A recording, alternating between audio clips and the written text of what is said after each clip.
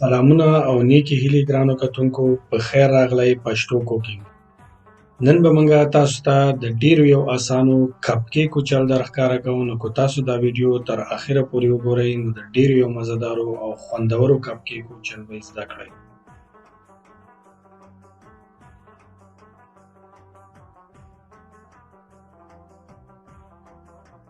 په ټول نه مخکې به 2 دانې هګۍ یعنې یخې هګۍ نه د فریج نه چې کومې بهر پرتې هغه هګۍ به ماتې کوئ، ور واچوئ او ښه به یې ولړئ.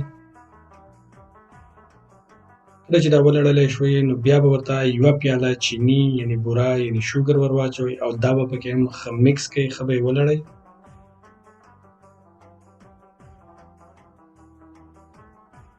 اوس به ورته 1 پیاله تړمپی ور واچوئ او دا به هم پکې میکس کړئ.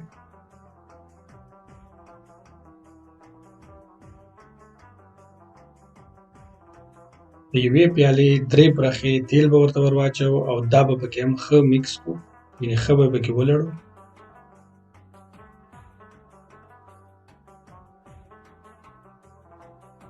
اوس به ورته 1 غټه قاشوغه بیکینګ پاوډر ور واچوو او 1 غټه قاشوغه ونیلا شوګر ور واچوو او دا به هم پکې ښه ولړو چې میکس شي پکې، یعنې ښه پکې ولړلی شي، حل شي پکې.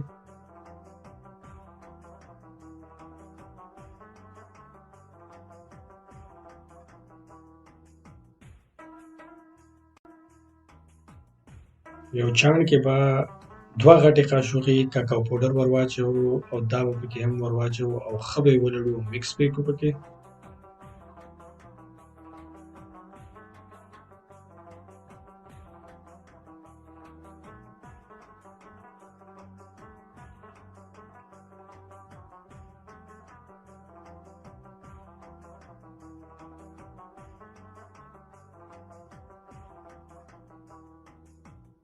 اوس به ورته 2 پیالې سپین اوړه یعنې میده اوړه ور واچوو او دا به پکې هم ښه ولړو او میکس به یې کړو پکې.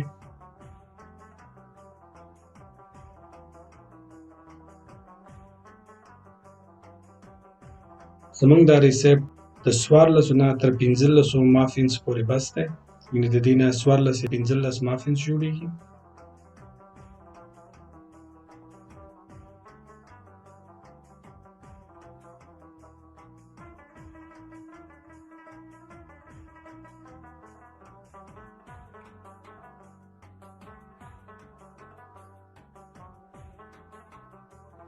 زموږ میکسچر تیار شو. اوس به یو بل لوښي ته ور واچوو چې بیا یې د مافینز هغه فارم ته ور اچوو نو په اسانۍ سره ور واچولی شي.